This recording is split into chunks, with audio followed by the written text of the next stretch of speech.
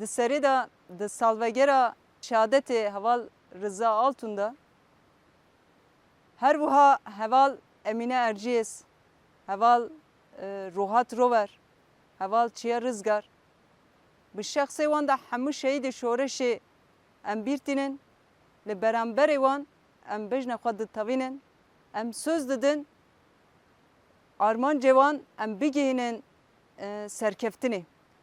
Rêbera po pêvajiyekî dîrokî ya civaka aşitî demokratîk de dest pê kirin.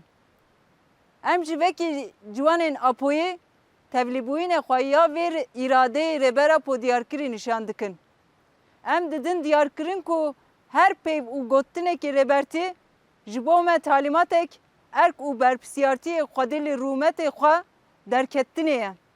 Rêbera po temsîla hebûna gelê Kurd, jin, ciwan û hemû gelê bindest dike. Ji bo vê fîzîkî azadî rêbertî tê vatê azadiyê gelê Kurdistan, azadiyê jin û ciwanan. Ji bo vê em dibêjin rêbertî her tiştê me ye. Tevahî ciwanên Kurdistan divê gerek em vê bizanibin. Me bi saya rêbera po xwe nas kir, welatê xwe nas kir, bi saya rêbera po bi çand û zimanê xwe em jiyan dikin. Ger em îro behsê îradeyê jin û tekoşîna ciwanên dikin, ev hemû encama îdeolojiyê rêbera po ye. Vekî tê zanîn, rojhilatê navîn ji bo berjevendiyê hegemoniyê kapitalizmê dubare dixwazin bi kuştûn û qetiyamê ji nû de parve bikin, dîzayn bikin. Rewşa niha li Gazê û Sûriyê vê baştir dide nîşankirin, dixwazin heman rewşê li Kurdistanê jî pêk bînin. Rêbera po vê xetereyê dîrokî dît, ji bo vê müdahaleyekî dîrokî kir. Eger îro li Kurdistanê em bi dehan rewşê Gazê jiyan nakin, ji ber vê müdahaleyê rêbera po ye. Li ser vê esasî em dubare didin diyarkirin ku pêşketin û rêveçûyînê pêvajiyê ku rêbertiyê me daye dest pê kirin, bi fîzîkî azadiyê rêbertî teqaz vê pêk be. Ev 200 sala li ser Kurdistanê siyasetê qirkirin û înkar û îmhayê têmeşandin, xwezeyê Kurdistan bi awayekî çavsorî tê şewitandin û talankirin, hemû nirxên yên însanî û civakê di bin êrişê qirkirinê çandî de ye. Bêguman, ev siyaset û polîtika girêdayê gelek hesap û planên dagirkerî û metîngeriyê têmeşandin. Armanca wan ya destpêkê dizî û destdirêjiyê li ser nirxên welatê me ye. Ya din jî Kurdistanê bikin dojehekî jiyan tê de hatiye herimandin. Taybet jî bi rêbazan cûr be cûr şerê taybet hevel didin wan êrişên xwe meşrû bikin û sergirtî bidin meşandin. Tê zanîn, di nevan şer û qetiyaman de yek ji armancê wan ya sereke axê xwe qut kirin û berê wan dayîne xerîbiyê, berê wan dayîne koçberiyê ye. Desthilatdaran bi salan vê polîtikayê têmeşandin, ji ber ku dizanin kesek ku ji axê xwe qut bikin, dikarin rehettir ji hebûnê wê qut bikin, ji bo armancê xwe dikarin her milê de bikar bînin. Bi salan li Bakurê Kurdistanê vê polîtikayê têmeşandin. Bi taybet polîtikayê şerq û islahat li heremên wekî Rojavayê Firatê, Mereş, Melatî, Semsûr, Dêrsim meşandin, piştî salên notî şûn de bi taybet şewitandinê gundan, bi qedexekirinê zozanan li heremên wekî Amed, Botan, Garzan, Serhet, Merdîn, gelê me neçarî axê xwe terk kirin, ev polîtika bênaber heya îrodan meşandin.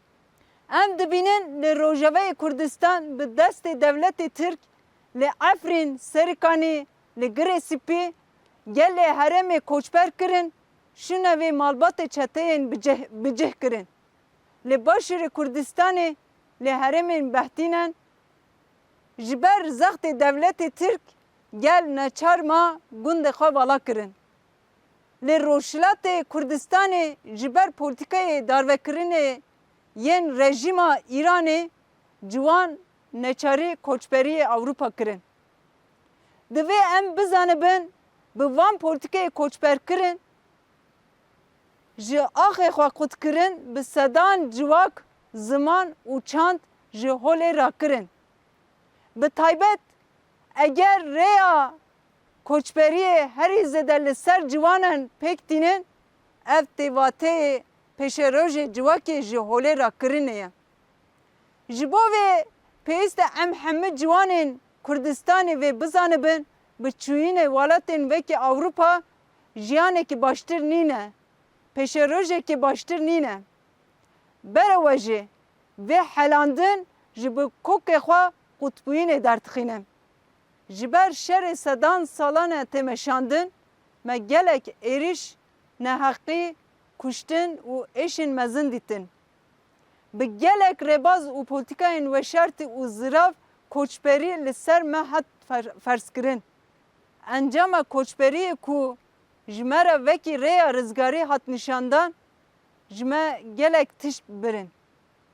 Bi hezaran jin, zarok û ciwanên me di rêyan û avan de fetisîn, winda bûn û hatin windakirin.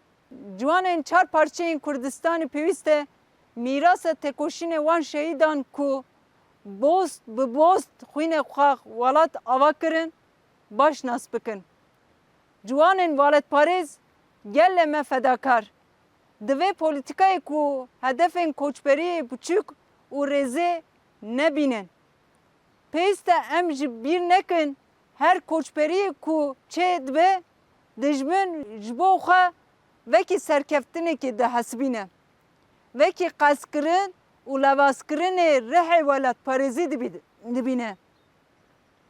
Divê xwe nexapîne vekî ku mirov li ku derê bibe dikare ji welatparêz bibe, em vekî ciwanên Apoyê pêwîst e ders ji mîras û tecrübeyê pêşê xwe derxînin.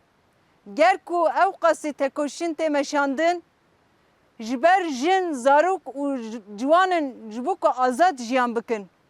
Lê dema em lê meze dikên lê aliyekî ev rastî heye, ji aliyekî din jî ew qasî koçberî tê jiyan kirin. Eger em dixwazin vê tekoşînê bigihînin azadiyê, pêwîst e em felsefeyê apogerî jiyan bikin û tevlî jiyanê azad bibin, welatê xwe ji desthilatdar û hevkaran re nehêlin. Ji bo vê welatparêziyê sereke em welatê xwe neterkînin, bi derketinê derveyê welat, erkên welatparêziyê em nikarin pêk bînin. 52 sal e meşe rêber Apo ji bo ku serkeftinê, ji bo ku ev zanabûn û hişmendiyê dîrokê me pêş bikeve hat kirin. Rêber Apo vê tekoşînê ji bo ku em bi avayekî azad û welatê xwe de jiyan bikin, zimanê xwe biaxivin û çandê xwe jiyan bikin. Ew qasî şehîd ji bo vê hat dayîn. Heta bi parastinê gorê miriyên xwe dikare girêdanbûn û hezkirinê welat were nîşandan. Bi salana sedema êrişên gor û qebrê ji ber vê ye. Çima gorê Şex Seyid Riza Şehîd Egît nîne? Çima nahêlin gorê me yên derveyê welat em bînin Kurdistanê? Ji ber vê rastî ye. Em jî pêwîst e bi avayek radîkal helbestê xwe raber bikin, ew qas tekoşîn, ew qasî berxwedan ji bo ku em hebûnê xwe wenda nekin, hat meşandin. Em vekî ciwanên Apoyê pêwîst e li ser gotinê rêber Apo ya ku dibêje şune ku ez ê berê xwe bidim Ewropa, ez ê li İmralê bimînim. Em ê gerek vê baş bifikirin. reber apo bi vê nirxandinê xwe re rastiyekê nişan dide. Vê demê em ê vê rastiyê bibînin û bizanibin. Bi koçkirina ji welatê xwe û berê xwe dayîna welatekî din rûmetê jiyanê rizgar nabe. Heta em ê nikaribin jiyan jî bikin. Em wek tevgerê ciwanên Apoyê bank li tevayê ciwanên Kurdistan dikin.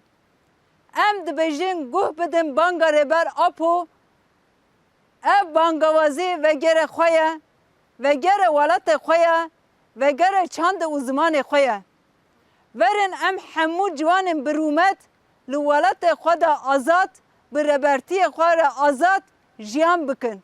û em dibêjin rojekê li ser axê xwe azad jiyankirin, berdela 100 salê bi koletiyê jiyankirinê ye.